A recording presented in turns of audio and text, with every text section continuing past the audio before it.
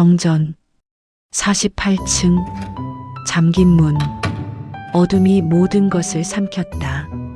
샤워를 마친 그의 실루엣만이 희미한 스마트폰 불빛에 떠올랐다. 허리에 하얀 수건 하나. 물기를 머금은 피부가 은은히 빛났다. 언니의 전 남편. 나의 오랜 상사. 나가야 해요. 문이 열리지 않아요. 그가 다가왔다. 체온이 공기를 데웠다. 등이 벽에 닿았고 그의 손이 허리를 감쌌다. 수건이 스르륵 바닥으로 떨어졌다. 숨이 멎을 듯했다. 그는 무릎을 꿇었다. 뜨거운 숨결이 가장 민감한 곳을 스쳤다. 부드럽고 느린 혀끝이 피부를 적시며 탐했다. 전율이 척추를 타고 올랐다. 손이 그의 머리카락을 쥐었다. 억누르던 신음이 새어나왔다. 15년을 이렇게 기다렸어요. 이제 더는 못 참아요. 그가 일어나 나를 들어 올렸다. 단단하고 뜨거운 무언가가 서서히, 그러나 확실하게 내 안으로 스며들었다. 몸이 녹아내릴 듯한 열기가 퍼졌다. 푸놈펜의 밤은 더욱 깊어졌고 세상과 단절된 이 방 안에서 15년간의 금기가 완전히 무너졌다. 1시간 전, 아직 불이 꺼지기 전의 일이다. 오디오 드라마 금빛 우체통. 구독과 좋아요 잊지 마세요. 48층 높이에서 내려다보는 도시의 불빛들이 마치 쏟아진 보석처럼 반짝이고 있었다. 메콩강의 검은 물결 위로 호텔들의 조명이 길게 번져나갔고 어딘가에서 들려오는 클락션 소리가 희미하게 울렸다. 동남아시아 특유의 습한 공기가 창문 틈새로 스며들어 에어컨이 만들어낸 서늘함과 미묘하게 뒤섞였다. 박지은은 복도를 걸으며 방 번호를 확인했다. 666. 그녀의 방은 999호실이었다. 손가락이 열쇠 카드를 더듬었고 익숙한 동작으로 문 앞에 섰다. 그런데 이상했다. 분명히 자신의 방이라고 생각했는데 문이 열리는 순간 낯선 향기가 코끝을 스쳤다. 비누향, 그리고 그 아래 깔린 너무나 익숙한 남자의 채취. 심장이 한 박자 멈칫했다. 문이 닫히는 소리가 복도의 정적을 깨뜨렸고 지은은 자신이 잘못된 방에 들어섰다는 것을 깨달은 순간 이미 돌이킬 수 없는 문턱을 넘어서고 있었다. 방 안에는 김태준이 있었다. 그녀의 상사, 그리고 언니의 전 남편. 지은의 입술이 열렸다. 사과의 말이 나오려는 찰나 호텔 전체에 불이 꺼졌다. 암흑이었다. 완전한 암흑. 동남아시아 특유의 습한 어둠이 순식간에 방 안을 집어삼켰다. 마치 검은 천으로 눈을 가린 것처럼 한 치 앞도 보이지 않았다. 지은의 심장이 가늘게 떨렸다. 손끝으로 더듬어 문손잡이를 찾았지만 전자식 잠금 장치는 꿈쩍도 하지 않았다. 딸깍딸깍. 아무리 눌러도 반응이 없었다. 어둠 속에서 태준의 목소리가 울렸다. 정전인 것 같군요. 낮고 차분한 그 음성. 지은은 그 목소리를 15년간 들어왔다. 회의실에서, 출장지에서, 그리고 언니의 결혼식장에서. 하지만 지금 이 밀폐된 어둠 속에서 듣는 그의 목소리는 전혀 다른 무게로 다가왔다. 마치 피부 위를 스치는 손길처럼 신경의 끝을 날카롭게 세웠다. 지은이 벽을 더듬으며 비상벨을 찾았다. 손가락 끝에 차가운 금속이 닿았지만 아무리 눌러도 소리가 나지 않았다. 전력이 완전히 끊긴 것이다. 그녀는 핸드백 속을 뒤져 스마트폰을 꺼냈다. 화면을 켜자 희미한 불빛이 방 안을 비췄다. 하지만 그 빛은 오히려 어둠의 깊이를 더 선명하게 드러낼 뿐이었다. 그리고 그 빛 속에서 태준의 윤곽이 드러났다. 지은의 숨이 멎었다. 그는 샤워를 막 마친 상태였다. 허리에 두른 하얀 수건 하나가 그의 유일한 옷이었다. 물기가 채 마르지 않은 어깨 위로 작은 물방울들이 흘러내렸고 그 물방울들은 가슴을 타고 복부로 미끄러져 내려갔다. 희미한 빛 속에서도 그의 몸은 선명했다. 50대 중반의 나이가 무색할 만큼 단단하게 다져진 근육, 넓은 어깨, 그리고 그 위를 따라 흐르는 물줄기. 지은은 시선을 돌리려 했다. 돌려야 했다. 하지만 눈이 말을 듣지 않았다. 15년간 멀리서만 바라보던 남자가 지금 팔을 뻗으면 닿을 거리에 서 있었다. 거의 아무것도 걸치지 않은 채로 태준의 시선이 움직였다.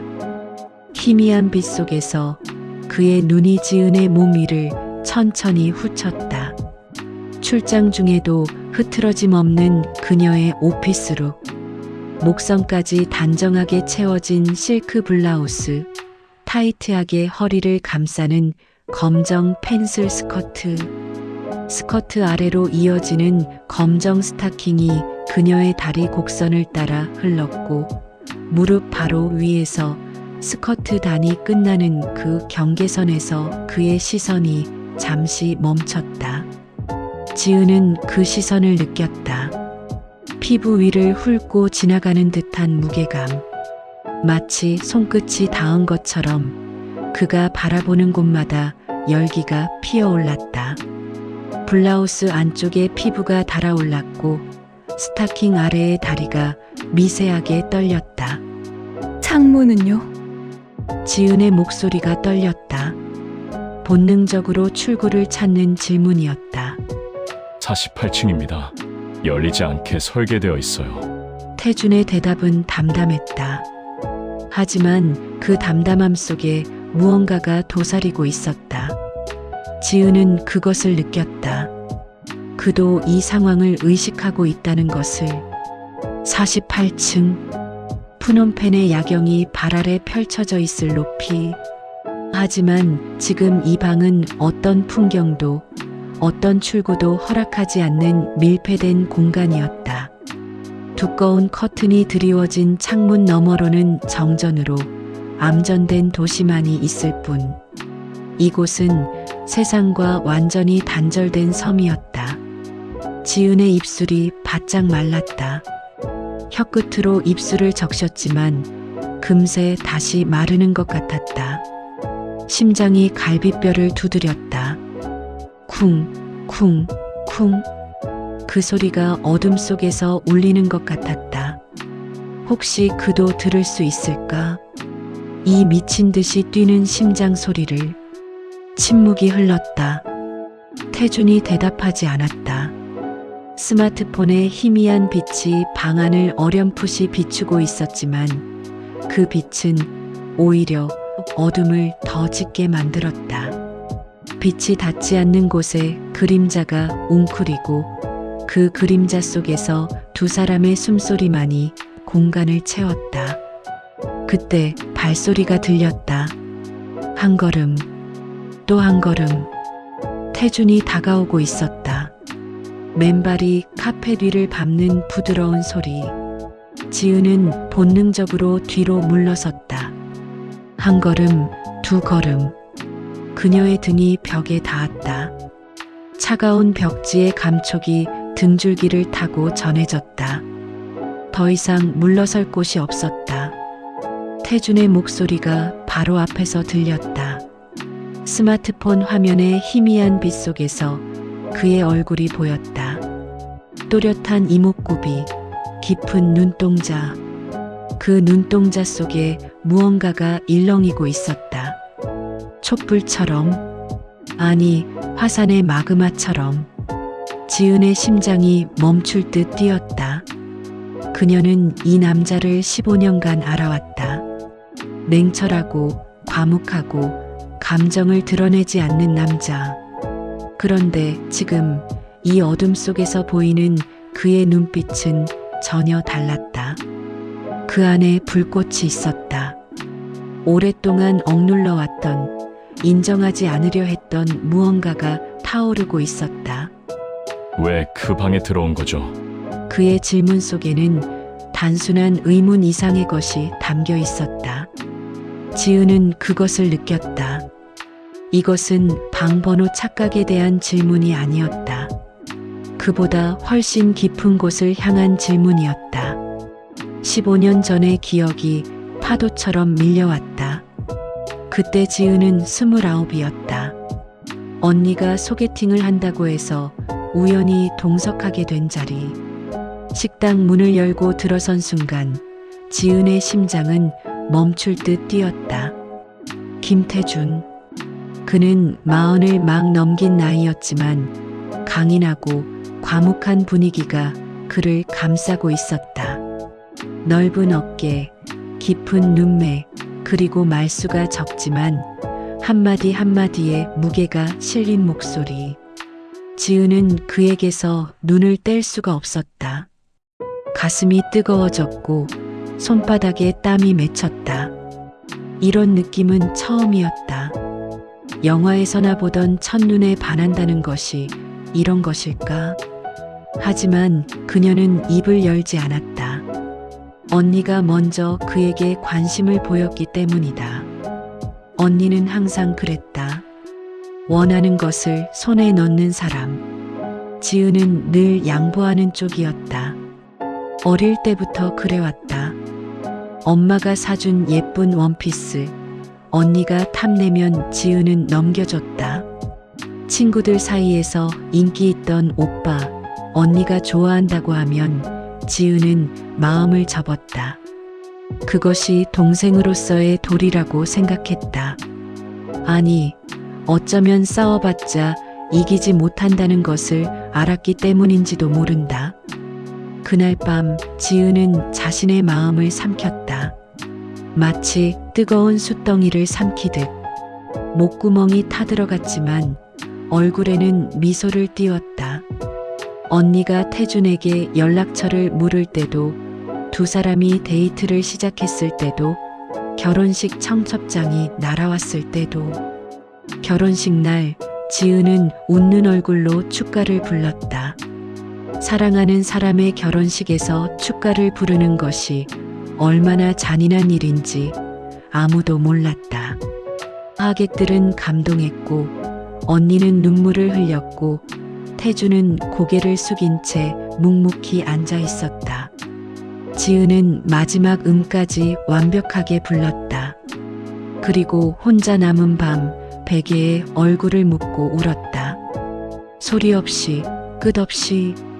그 후로 8년. 지은은 태준의 회사에 입사했다. 우연이었을까? 운명이었을까? 그녀는 그의 부하 직원이 되었다. 매일 그를 마주하면서도 결코 다가갈 수 없는 거리. 언니의 남편이라는 사실이 보이지 않는 유리벽처럼 그들 사이를 가로막았다. 8년간의 결혼 생활 동안 지은은 태준과 언니의 관계가 서서히 식어가는 것을 지켜보았다. 회식 자리에서 태준이 홀로 술잔을 기울일 때 지은은 멀리서 그를 바라보았다. 출장지에서 지친 얼굴로 서류를 검토할 때 그녀는 말없이 커피를 건넸다. 그녀가 할 수 있는 것은 그것뿐이었다. 이혼 소식을 들었을 때 지은은 복잡한 감정에 휩싸였다. 언니에 대한 미안함, 태준에 대한 안쓰러움, 그리고 어둠 속에서 피어오르는 금지된 희망. 그녀는 그 희망을 억눌렀다. 3년을 더 기다렸다. 적당한 시간이 지나면, 적당한 기회가 오면 그때 말할 수 있을 거라고 스스로를 달랬다. 하지만 기회는 이렇게 찾아왔다. 캄보디아의 어둠 속에서 예고 없이 지은의 입에서 예상치 못한 말이 튀어나왔다. 정말 모르시나요? 제가 왜 이 방에 들어왔는지. 그녀 자신도 놀랐다. 15년간 삼켜왔던 말이 갑자기 쏟아져 나왔다. 어둠이 그녀에게 용기를 주었다. 아니, 어쩌면 15년간 쌓아온 감정이 마침내 한계에 도달한 것인지도 몰랐다. 더 이상 참을 수 없었다. 이 밀폐된 공간, 이 완전한 어둠, 이 남자의 체온이 느껴지는 이 거리. 모든 것이 그녀를 밀어붙이고 있었다. 태준이 한 발 더 다가왔다. 이제 그들 사이의 거리는 한 뼘도 되지 않았다. 지은은 그의 체온을 느낄 수 있었다. 샤워 후의 비누 향기, 그리고 그 아래 깔린 남자의 냄새. 그 향기가 그녀의 코끝을 스치고 폐 속으로 스며들어 온몸의 혈관을 타고 퍼졌다. 지은의 목소리가 떨렸다. 하지만 멈추지 않았다. 저 알아요. 언니의 전 남편이시잖아요. 제 상사이시고 모든 게 잘못됐다는 거. 그녀의 눈에 눈물이 맺혔다. 어둠 속에서 보이지 않았지만 그녀는 울고 있었다. 15년의 기다림이, 억눌러왔던 감정이 이 순간 모두 쏟아져 나오고 있었다. 그런데 저는 15년을 기다렸어요. 매일 곁에서 아무렇지 않은 척하면서. 어둠 속에서 태준의 숨소리가 거칠어졌다. 지은은 그의 손이 움직이는 것을 느꼈다. 천천히 망설이듯 그녀의 뺨을 향해 다가오는 손. 공기가 흔들렸다. 그의 손끝이 그녀의 피부에 닿기 직전 미세한 열기가 먼저 전해졌다. 그리고 마침내 접촉. 거친 손바닥이 그녀의 뺨에 닿았다. 그 감촉은 뜨거웠다. 마치 불에 댄 것처럼. 지은의 온몸에 전류가 흘렀다. 15년간 꿈꿔왔던 순간이었다. 하지만 상상했던 것과는 달랐다. 이것은 꿈이 아니었다. 현실이었다. 그의 손바닥에 굳은 살, 손가락 마디의 거친 촉감, 그 모든 것이 너무나 생생했다. 이건 돌이킬 수 없는 일이에요. 태준이 말했다. 경고였다. 하지만 그의 손은 이미 지은의 뺨에 닿아 있었다. 놓을 생각이 없는 듯 오히려 더 깊이 감싸주었다. 알아요. 지은이 속삭였다. 그녀의 목소리는 가늘게 떨렸지만 확신에 차 있었다. 그래도 괜찮아요. 푸놈펜의 밤은 깊어갔다. 정전은 언제 끝날지 알 수 없었고 48층의 이 작은 방은 세상과 완전히 단절된 섬이 되었다. 그 섬 위에서 두 사람은 15년간 쌓아온 벽을 허물기 시작했다. 지은은 눈을 감았다. 태준의 손이 그녀의 뺨에서 턱선으로, 턱선에서 목덜미로 천천히 이동했다. 그 느린 움직임이 오히려 그녀의 신경을 불태웠다. 마치 성냥이 천천히 타들어가는 것처럼 그의 손이 닿는 곳마다 불길이 번져갔다. 그녀의 블라우스 깃 아래로 땀방울이 흘렀다. 실크천이 피부에 달라붙었다. 목선까지 채워진 단추들이 갑자기 답답하게 느껴졌다. 숨이 가빠졌다. 가슴이 오르내릴 때마다 블라우스의 천이 미세하게 당겨졌다. 태준의 손이 그녀의 목덜미에서 멈췄다. 손가락이 미세하게 떨리고 있었다. 지은은 그 떨림 속에서 그의 망설임을 읽었다. 언니의 전 남편으로서, 상사로서 그가 지켜야 할 선들. 하지만 동시에 그 떨림 속에는 또 다른 것도 있었다. 오랫동안 억눌러왔던, 인정하지 않으려 했던 욕망. 지은이 먼저 움직였다. 그녀의 손이 올라가 태준의 손목을 잡았다. 그 접촉의 순간 두 사람 사이에 전류가 흐르는 것 같았다. 샤워 후에 축축한 피부, 팔뚝의 단단한 근육, 손목에서 느껴지는 빠른 맥박. 그도 떨리고 있었다. 그녀만큼이나. 지은은 그의 손을 자신의 뺨 위에 가만히 올려놓았다. 놓지 마요. 말로 하지 않아도 그 동작이 모든 것을 말해주었다. 어둠 속에서 두 사람의 숨소리만이 공간을 채웠다. 태준의 호흡이 점점 거칠어졌다. 지은은 그 소리를 들으며 자신도 모르게 입술을 적셨다. 혀끝이 마른 입술 위를 스쳤다. 긴장과 기대가 뒤섞인 복잡한 감정이 온몸을 휘감았다. 태준이 천천히 고개를 숙였다. 그의 이마가 지은의 이마에 닿았다. 뜨거웠다. 마치 열병에 걸린 사람처럼. 두 사람의 호흡이 섞였다. 그의 숨결이 그녀의 입술 위에 닿았다. 따스하고 촉촉하고 아찔했다. 지은은 눈을 감은 채 그 온기를 받아들였다. 15년을 기다린 순간이었다. 매일 그의 곁에서 일하면서도 결코 다가갈 수 없었던 거리. 언니의 결혼식에서 축가를 부르며 베개에 얼굴을 묻고 울던 밤들. 이혼 소식을 듣고도 3년을 더 기다리며 적당한 때를 기다리던 나날들. 그 모든 시간이 이 순간을 향해 흘러온 것 같았다. 하지만 태준은 더 이상 움직이지 않았다. 그는 그 자세로 멈춰서서 마지막 선을 넘기 전의 순간을 연장시켰다.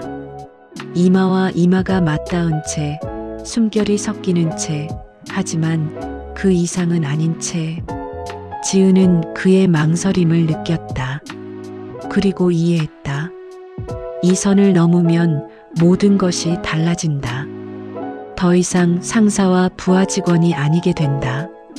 언니의 전남편과 동생이라는 관계도 완전히 새로운 의미를 갖게 된다. 돌아갈 수 없다. 태준은 대답하지 않았다. 대신 그의 손이 움직였다. 지은의 뺨에서 어깨로, 어깨에서 팔로.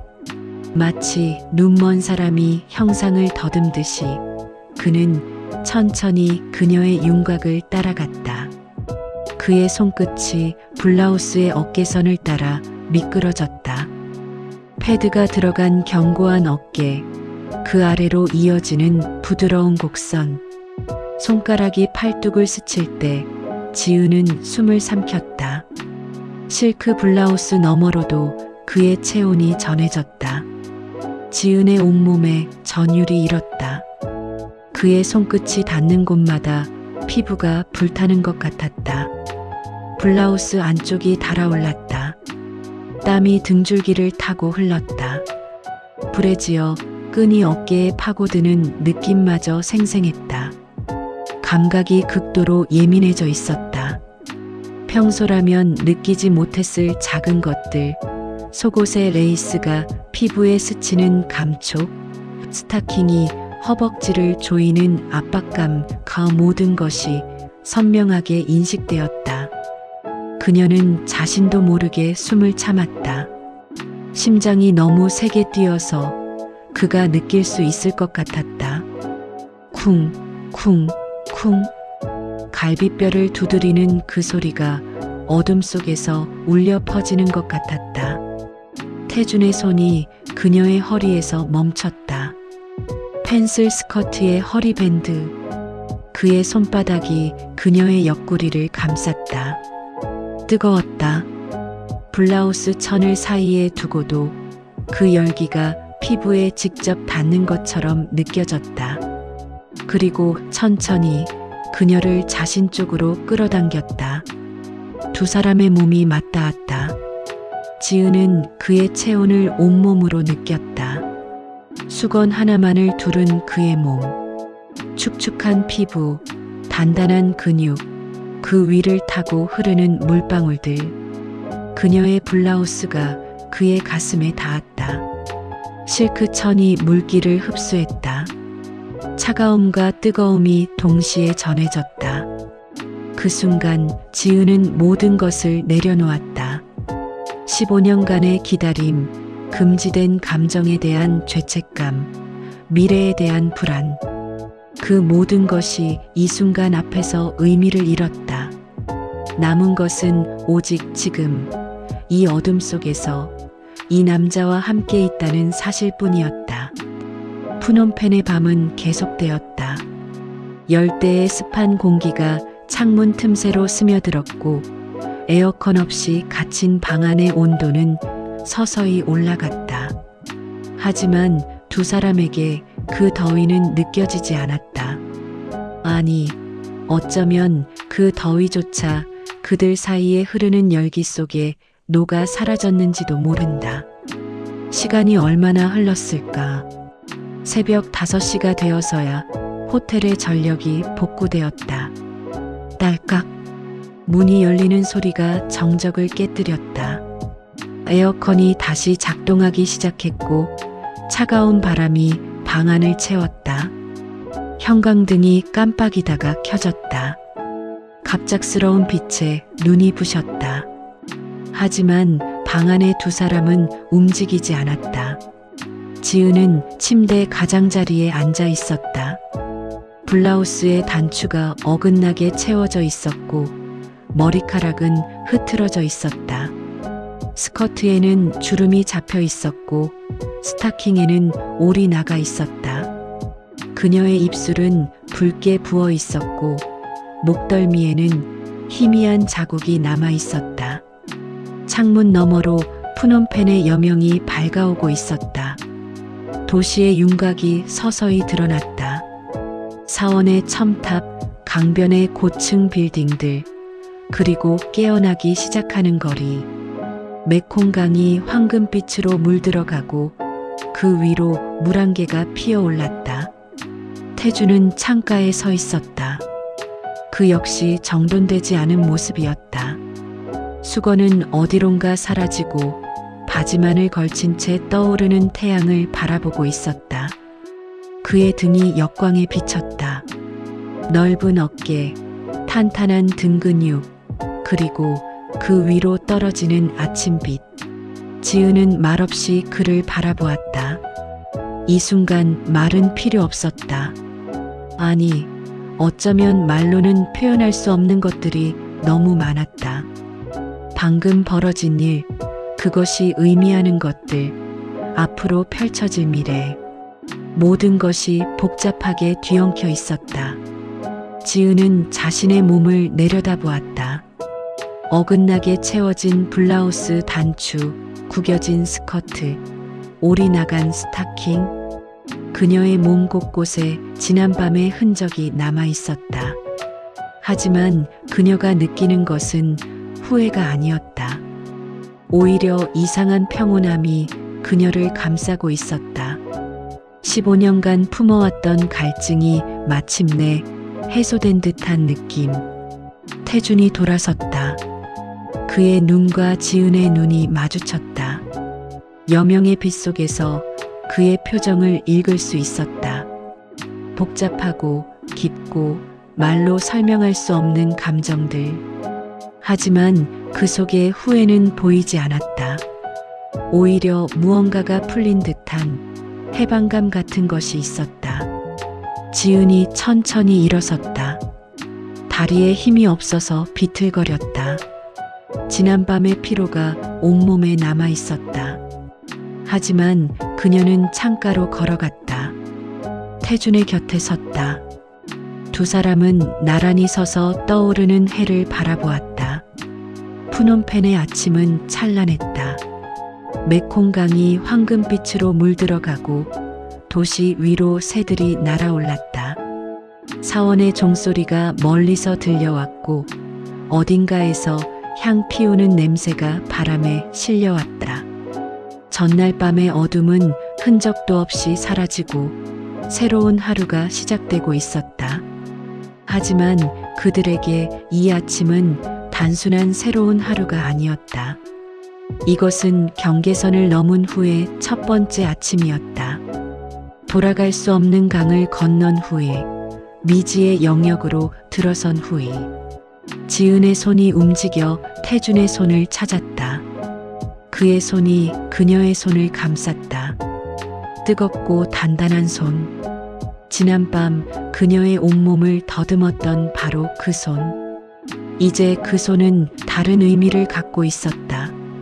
단순한 욕망이 아닌 무언가 더 깊은 것. 두 사람은 말없이 서로의 손을 잡은 채 해가 완전히 떠오를 때까지 창가에 서 있었다. 서울로 돌아온 후에도 그날 밤의 기억은 지워지지 않았다.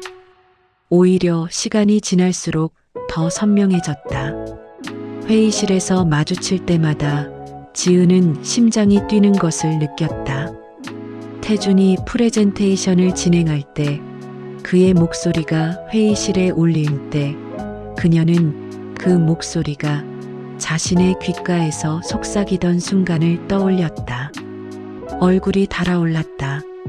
노트북 화면에 시선을 고정했지만 글자들이 눈에 들어오지 않았다. 복도에서 스칠 때마다 두 사람은 서로를 의식했다.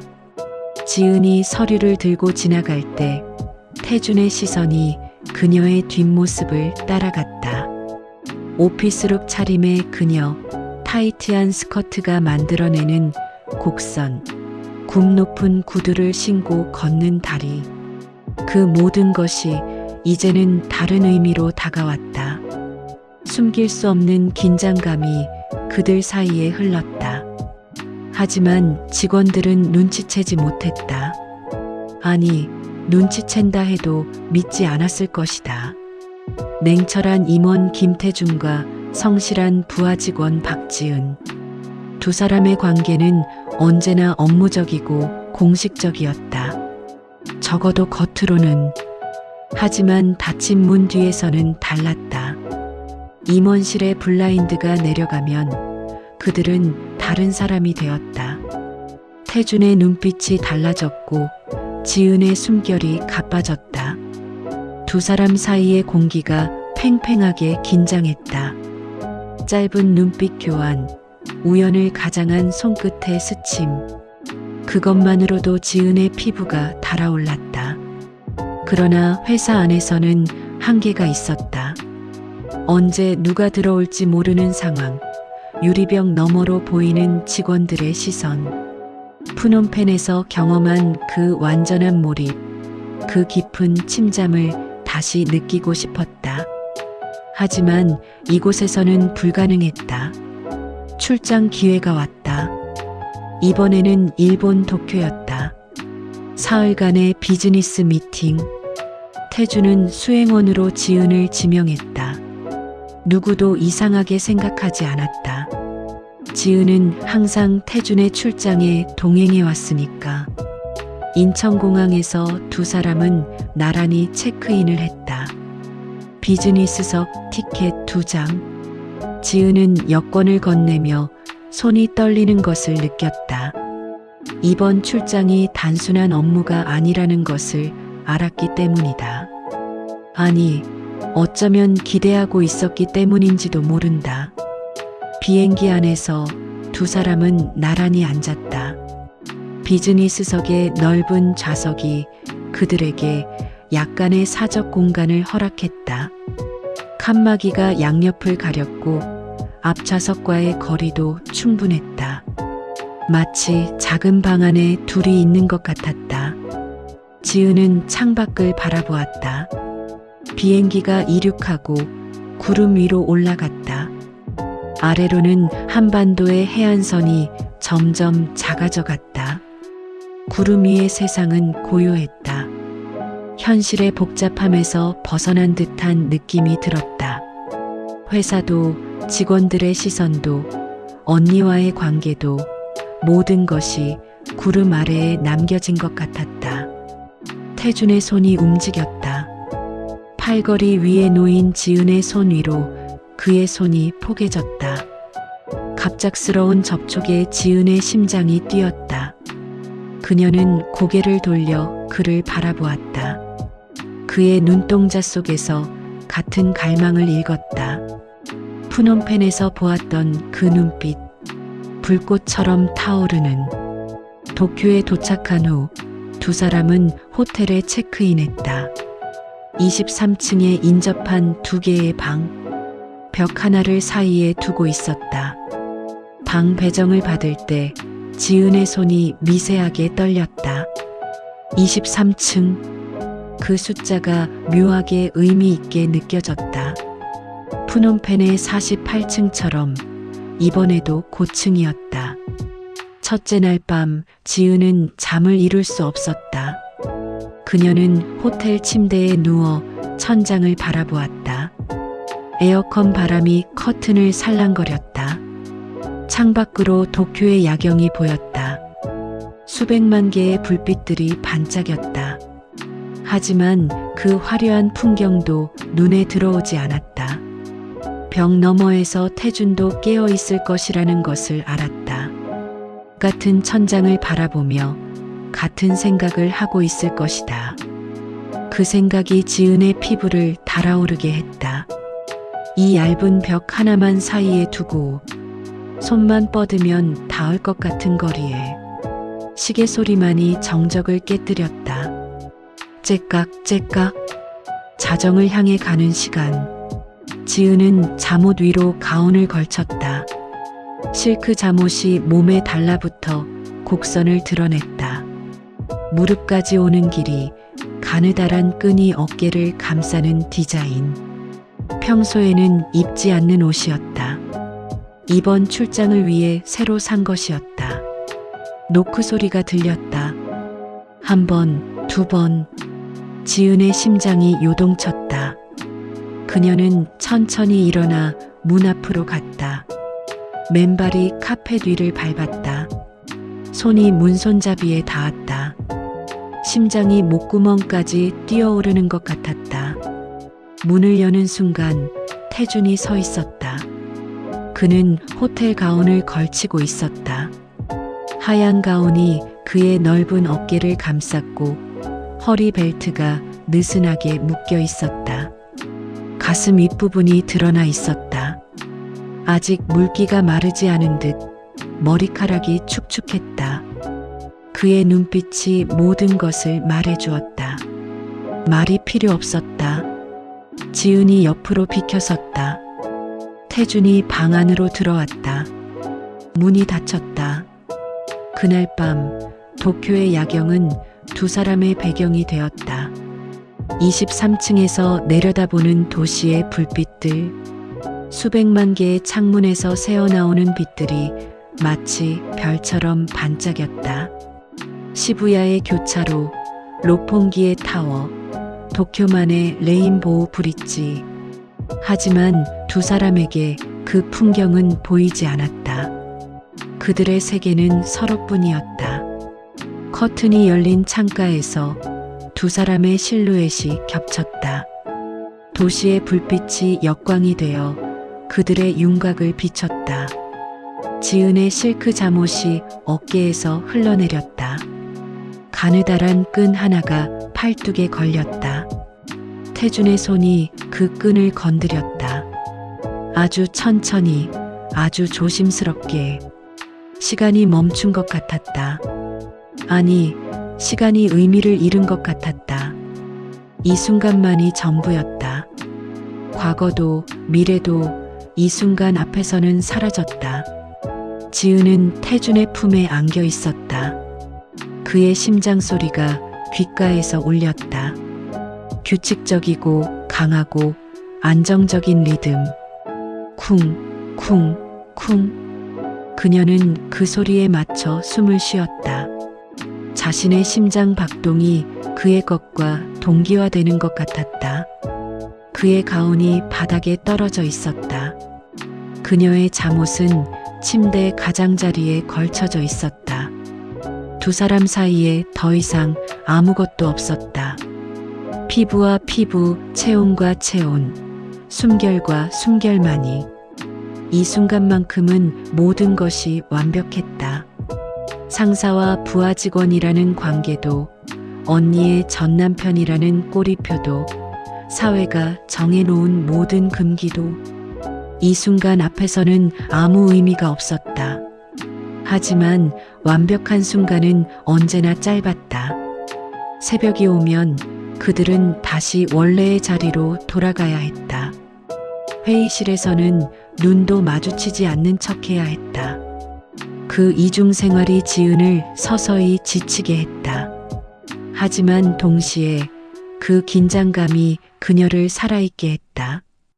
도쿄에서의 사흘이 지나고 서울로 돌아왔다. 일상이 시작되었다. 아침에 일어나 출근하고 회의에 참석하고 보고서를 작성하고 퇴근하고 모든 것이 예전과 같았다. 하지만 지은의 내면은 완전히 달라져 있었다. 태준과 눈이 마주칠 때마다 도쿄의 밤이 떠올랐다. 그의 목소리를 들을 때마다 그가 속삭이던 말들이 귓가에 맴돌았다. 그녀의 몸은 그를 기억하고 있었다. 그의 손길, 그의 체온, 그의 숨결, 모든 것이 피부에 새겨져 있었다. 그런데 이상한 증상이 시작되었다. 아침마다 속이 메스꺼렸다. 처음에는 어제 먹은 음식 탓이라고 생각했다. 하지만 증상이 계속되었다. 평소 좋아하던 커피 냄새가 역겨웠다. 출근길에 지하철에서 맡은 커피 향에 속이 뒤집어질 것 같았다. 피로감도 쉽게 가시지 않았다. 퇴근 후 집에 오면 소파에 쓰러져 잠들기 일쑤였다. 처음에는 출장 후유증이라고 생각했다. 시차 적응이 안 되어서 혹은 과로해서. 하지만 증상이 일주일 넘게 계속되자 불안이 엄습했다. 혹시 설마. 지은은 퇴근 후 약국에 들렀다. 형광등 아래 진열된 상품들 사이에서 그녀가 찾는 것이 있었다. 임신 테스트기. 손을 뻗는 것이 두려웠다. 이것을 집는 순간 그녀의 인생은 완전히 달라질 수도 있었다. 집으로 돌아와 화장실 문을 잠갔다. 손이 떨렸다. 테스트기를 꺼내 사용법을 읽었다. 글자가 눈에 들어오지 않았다. 심호흡을 하고 다시 읽었다. 결과를 확인하는 3분이 3시간처럼 느껴졌다. 화장실 타일 바닥에 앉아 테스트기를 바라보았다. 시계 초침 소리가 유난히 크게 들렸다. 째깍, 째깍, 째깍. 그리고 두 줄이 나타났다. 선명한 두 줄. 지은은 한참 동안 그 두 줄을 바라보았다. 머릿속이 하얘졌다. 아무 생각도 나지 않았다. 그저 그 두 줄만 보였다. 빨간 선 두 개. 그녀의 운명을 바꿔놓을 두 개의 선. 기쁨인지 두려움인지 분간할 수 없는 감정이 밀려왔다. 40대 중반의 나이에 언니의 전 남편의 아이를. 이것은 축복일까, 재앙일까? 그녀 자신도 알 수 없었다. 지은은 화장실 바닥에 주저앉았다. 등이 차가운 벽에 닿았다. 눈물이 흘렀다. 뜨겁고 짠 눈물이 볼을 타고 흘러내렸다. 하지만 그것이 슬픔의 눈물인지 기쁨의 눈물인지 아니면 그저 복잡한 감정의 방출인지 자신도 알 수 없었다. 태준에게 알려야 했다. 하지만 어떻게? 무슨 말로? 이것은 전화로 할 이야기가 아니었다. 문자로 보낼 수는 더더욱 없었다. 직접 만나야 했다. 하지만 언제, 어디서? 다음 날 지은은 태준에게 면담을 요청했다. 메신저로 간단히 보냈다. 업무 관련해서 드릴 말씀이 있습니다. 퇴근 후에 잠시 시간 괜찮으시겠습니까? 태주는 퇴근 후 시간을 내주었다. 회사 근처에 조용한 카페를 지정했다. 골목 안쪽에 있는 사람들이 잘 모르는 곳. 두 사람은 이미 몇 번 그곳에서 만난 적이 있었다. 업무 관련 미팅이라는 명목으로. 카페에 도착했을 때 태주는 이미 와 있었다. 구석 자리에 앉아 창밖을 바라보고 있었다. 저녁 노을이 그의 얼굴을 물들이고 있었다. 지은은 잠시 입구에 서서 그를 바라보았다. 이 남자에게 지금 무슨 말을 해야 하는 걸까? 어떻게 시작해야 하는 걸까? 그녀는 심호흡을 하고 테이블로 걸어갔다. 맞은편에 앉았다. 웨이터가 다가왔고 그녀는 따뜻한 물을 주문했다. 커피는 아직도 생각만 해도 속이 뒤집어질 것 같았다. 커피잔을 내려다보았다. 김이 모락모락 피어올랐다. 말을 꺼내기가 쉽지 않았다. 입술이 떨렸다. 어디서부터 시작해야 할지 몰랐다. 태준이 먼저 입을 열었다. 그의 목소리는 낮고 조심스러웠다. 무슨 일이에요? 지은이 고개를 들어 그를 바라보았다. 그의 눈동자 속에서 걱정과 기대가 뒤섞여 있었다. 그도 느끼고 있는 것일까? 무언가 중요한 일이 있다는 것을. 지은은 심호흡을 했다. 그리고 입을 열었다. 저 임신했어요. 세 단어. 그것이 전부였다. 하지만 그 세 단어가 모든 것을 바꿨다. 태준의 표정이 굳었다. 커피잔을 들고 있던 손이 멈췄다. 잠시 침묵이 흘렀다. 카페의 배경음악이 유난히 크게 들렸다. 재즈 피아노 선율이 공기를 채웠다. 어딘가에서 커피 머신 돌아가는 소리가 났다. 그리고 태준이 움직였다. 그는 천천히 자리에서 일어났다. 테이블을 돌아왔다. 지은의 옆에 앉았다. 카페 소파가 살짝 기울었다. 그의 체온이 옆에서 전해졌다. 그가 그녀의 손을 잡았다. 두 손으로 감싸쥐었다.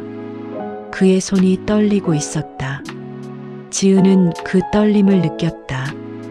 이 강하고 냉철한 남자가 떨고 있었다. 단 한 문장이 그의 입에서 나왔다. 우리 제대로 시작하자. 그 속에 모든 것이 담겨 있었다. 책임, 각오, 그리고 사랑. 지은의 눈에서 다시 눈물이 흘렀다. 이번에는 확실히 기쁨의 눈물이었다. 언니에게 알리는 것은 또 다른 시련이었다. 지은은 며칠을 망설였다. 전화기를 들었다 놓았다를 수십 번 반복했다. 언니에게 뭐라고 말해야 할까? 전 남편의 아이를 임신했다고, 15년간 그를 사랑해왔다고, 모든 것이 미안하다고, 결국 직접 만나기로 했다. 이것은 전화로 할 이야기가 아니었다. 언니의 집 앞에 선 지은의 다리가 후들거렸다. 초인종을 누르는 손가락이 떨렸다. 문이 열리고 언니의 얼굴이 나타났다. 3년 만이었다. 이혼 후 두 사람은 서먹해졌다. 연락도 뜸해졌다. 명절에 간단한 안부 문자 정도. 그것이 전부였다. 언니는 조금 늙어 보였다. 눈가에 잔주름이 생겼고 머리카락에 흰 가닥이 섞여 있었다. 하지만 여전히 아름다웠다. 언니는 언제나 아름다웠다. 어릴 때부터 거실에 마주 앉았다. 언니가 차를 내왔다. 녹차 향이 퍼졌다. 지은은 찻잔을 손으로 감싸쥐었다. 따뜻한 온기가 손끝을 데웠다. 그리고 모든 것을 털어놓았다. 15년 전의 첫 만남. 소개팅 자리에서 처음 그를 보았을 때 느꼈던 심장의 떨림. 언니가 먼저 관심을 보였기에 삼킬 수밖에 없었던 마음. 결혼식에서 축가를 부르며 속으로 울었던 밤. 8년간 그의 부하 직원으로 일하며 멀리서 바라보기만 했던 시간들. 이혼 후에도 3년을 기다렸던 것. 캄보디아의 그날 밤. 그리고 임신. 언니는 한참 동안 아무 말도 하지 않았다. 찻잔을 손에 든 채 창밖을 바라보았다. 그녀의 표정을 읽을 수 없었다. 분노인지 배신감인지 아니면 다른 무엇인지. 침묵이 길어졌다. 지은의 심장이 조여왔다. 언니가 소리를 지르면 차라리 나을 것 같았다. 이 침묵이 더 무서웠다. 마침내 언니가 입을 열었다. 알고 있었어. 지은이 눈을 크게 떴다. 언니가 계속 말했다. 여전히 창밖을 바라보며. 결혼식 때부터 내가 그 사람을 어떻게 바라보는지. 지은의 입술이 바르르 떨렸다. 그러니까 언니는 15년 전부터 알고 있었던 것이다. 언니가 돌아보았다. 그녀의 눈에 눈물이 고여 있었다. 하지만 그것은 분노의 눈물이 아니었다. 오히려 체념과 해방이 뒤섞인 눈물이었다. 그래서 더 그 사람에게 집착했는지도 몰라. 동생에게 뺏기기 싫어서. 언니의 목소리가 떨렸다. 하지만 결국 지킬 수 없었지. 언니가 지은을 바라보았다. 오랜 세월의 무게가 그 눈빛에 담겨 있었다. 지은아, 나는 그 사람을 사랑한 적이 없었어. 지은은 숨을 멈췄다. 그냥 갖고 싶었던 거야. 내 것을 빼앗고 싶었던 거야. 우리 엄마가 너만 예뻐했잖아. 그 보상을 받고 싶었어. 지은은 언니의 말에 충격받았다. 그동안 몰랐던 진실이 쏟아져 나왔다. 어린 시절의 질투, 성인이 되어서도 계속된 경쟁심, 그리고 그것이 낳은 파괴적인 결혼. 언니는 태준을 사랑해서 결혼한 게 아니었다. 지은에게서 빼앗기 위해 결혼한 것이었다. 언니가 지은의 손을 잡았다. 차가웠던 손이 조금 따뜻해져 있었다. 이제 그만 놓아줄게. 너희가 행복하길 바라. 두 자매는 부둥켜 안고 울었다. 10수년간 쌓인 오해와 상처가 눈물과 함께 씻겨나갔다. 서로에게 미안했고 서로를 용서했다. 말이 필요 없었다. 그저 안고 있는 것만으로 모든 것이 전해졌다. 태준과 지은의 결혼식은 조촐했다. 가까운 친척과 친구들만 초대했다. 대형 웨딩홀 대신 작은 레스토랑을 빌렸다. 흰 장미와 안개꽃으로 장식된 아담한 공간. 창밖으로 가을 햇살이 들어왔다. 지은의 배는 이미 불러오기 시작했다. 하얀 드레스 대신 아이보리색 원피스를 입었다. 허리선이 높은 디자인이 그녀의 몸 변화를 자연스럽게 감싸주었다. 하지만 그녀는 세상에서 가장 아름다운 신부였다. 내면에서 빛이 나는 것 같았다. 행복이라는 빛. 태준은 그녀를 바라보며 미소 지었다. 50대 중반의 나이에 다시 사랑을 시작하게 될 줄은 몰랐다. 첫 번째 결혼이 의무였다면 이번 결혼은 선택이었다. 진정한 의미에서의 선택. 주례 없이 두 사람은 서로에게 서약했다. 하객들 앞에서 서로를 마주보며. 당신을 지키겠습니다. 언제나. 태준의 목소리는 낮고 단단했다. 저도요. 끝까지. 지은의 대답은 가늘었지만 흔들림이 없었다. 그들의 손이 맞잡혔다. 반지가 교환되었다. 입술이 닿았다. 하객들이 박수를 쳤다. 지은의 눈에서 또다시 눈물이 흘렀다. 이번에는 의심의 여지 없이 기쁨의 눈물이었다. 지은은 예정일보다 2주 일찍 진통을 시작했다. 그날 태주는 중요한 회의 중이었다. 이사회 보고가 있는 날이었다. 하지만 소식을 듣자마자 회의를 중단하고 달려왔다. 운전대를 잡은 손이 떨렸다. 신호등이 빨간색일 때마다 가슴이 조급해졌다. 분만실 앞에서 서성이는 그의 모습은 처음 아버지가 되는 젊은이와 다를 바 없었다. 복도를 왔다 갔다 하며 시계를 수십 번 확인하며 분만실 문이 열릴 때마다 고개를 돌리며 50대 중반의 임원이라는 것이 믿기지 않을 만큼 그는 불안에 떨고 있었다. 6시간의 진통 끝에 아이가 태어났다. 간호사가 나와 알려주었다. 건강한 여자아이입니다. 태주는 그 말에 무릎이 풀리는 것 같았다. 벽에 기대어 심호흡을 했다. 눈가가 뜨거워졌다. 분만실에 들어갔을 때 지은은 지친 얼굴로 아이를 안고 있었다. 땀에 젖은 머리카락이 이마에 달라붙어 있었고 눈가에는 땀과 눈물이 뒤섞여 있었다. 하지만 그 표정은 평온했다. 세상에서 가장 평온한 표정이었다. 모든 고통이 끝났고 그 결과물을 품에 안고 있는 사람의 평온함. 태준이 침대 옆에 앉았다. 그의 손이 떨렸다. 아이를 내려다보았다.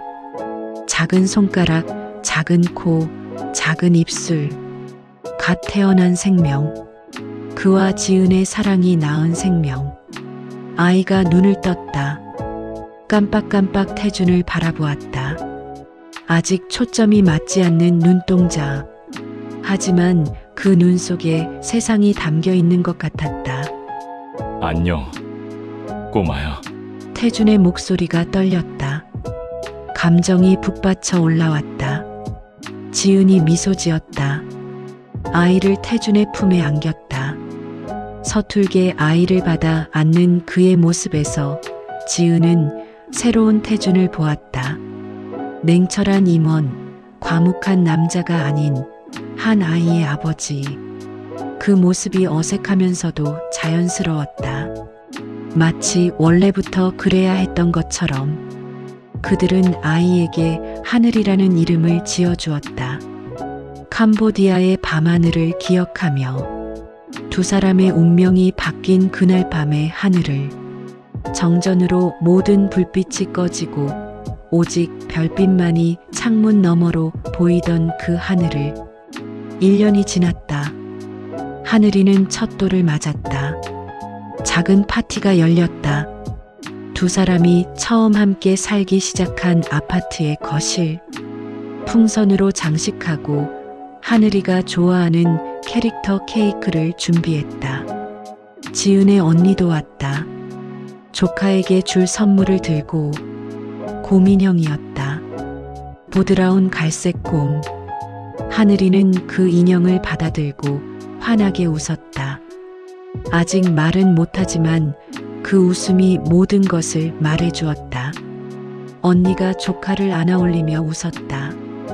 과거의 응어리는 이제 완전히 녹아내린 듯했다. 지은은 언니와 하늘이가 함께 있는 모습을 바라보며 가슴이 뭉클해졌다. 1년 전만 해도 상상할 수 없던 풍경이었다. 태준과 지은은 나란히 서서 아이를 바라보았다. 하늘이가 작은 손으로 케이크를 집어 입에 넣으려 했다. 크림이 볼에 묻었다. 모두가 웃었다. 하늘이도 따라 웃었다. 까르르 소리를 내며 지은이 태준의 손을 잡았다. 그가 고개를 돌려 그녀를 바라보았다. 두 사람의 눈이 마주쳤다. 말은 필요 없었다. 그들 사이에 흐르는 것들을 말로 표현할 수 없었으니까. 지난 1년간 그들은 많은 것을 함께 겪었다. 새벽의 수유, 잠 못 이루는 밤들, 아이의 첫 미소, 첫 뒤집기. 학기, 첫 옹알이. 아이가 열이 나서 밤새 병원에 있었던 날도 있었다. 그리고 아이가 처음으로 손을 뻗어 두 사람을 동시에 잡았던 날도. 모든 순간이 선물이었다. 힘들 때도 있었지만 그 힘듦마저도 소중했다. 혼자가 아니었기 때문이다. 서로가 있었기 때문이다. 지은은 가끔 푸놈펜의 그날 밤을 떠올렸다. 정전으로 인한 어둠 속에서 두 사람은 서로를 찾았다. 금지된 관계, 넘어서는 안 될 선. 하지만 그 선을 넘은 결과는 이 아이였다. 이 가정이었다. 사랑으로 태어난 생명, 사랑으로 이루어진 가족. 후회는 없었다. 있을 리가 없었다. 태준이 지은의 손을 꼭 쥐었다. 그의 눈가에 작은 주름이 잡혔다. 웃음 주름이었다. 첫 번째 결혼 생활 동안에는 볼 수 없었던 주름. 지은은 그 주름이 좋았다. 그 주름은 행복의 증거였다. 하늘이가 두 사람을 향해 손을 뻗었다. 엄마, 아빠를 부르듯이. 아직 말은 못하지만 그 손짓이 모든 것을 말해주었다. 나 여기 있어요. 안아주세요. 지은이 아이를 안아 올렸다. 태준이 두 사람을 감싸 안았다. 세 사람이 하나가 되었다. 작은 원이 만들어졌다. 그 원 안에 온 세상이 담겨 있는 것 같았다. 밤이 깊어갔다. 손님들이 돌아가고 집안은 고요해졌다. 하늘이는 아기 침대에서 새근새근 잠들어 있었다. 고민형을 꼭 껴안은 채 작은 입술이 쪽쪽 소리를 냈다. 꿈속에서 무엇을 먹고 있는 걸까? 태준과 지은은 거실 소파에 나란히 앉아 있었다. 조명을 어둡게 낮추고 와인 한 잔을 나누며. 지은은 임신 후 처음 마시는 와인이었다. 붉은 액체가 유리잔에서 반짝였다. 창밖으로 서울의 야경이 보였다. 수많은 불빛들이 반짝였다. 도쿄에서 보았던 야경처럼, 푸놈펜에서 보지 못했던 야경처럼. 하지만 어쩌면 더 아름다웠다. 이것은 그들의 도시, 그들의 집, 그들의 삶이었으니까. 지은이 태준의 어깨에 머리를 기댔다. 그의 손이 그녀의 머리카락을 쓰다듬었다. 부드럽고 익숙한 손길. 이제는 낯설지 않은, 매일 느끼는 손길. 그들의 이야기는 금기에서 시작되었다. 넘어서는 안 될 선, 지켜야 할 경계. 언니의 전남편, 자신의 상사. 모든 것이 잘못되었다고 말했다. 하지만 그것을 넘었을 때 그들은 진정한 사랑을 찾았다.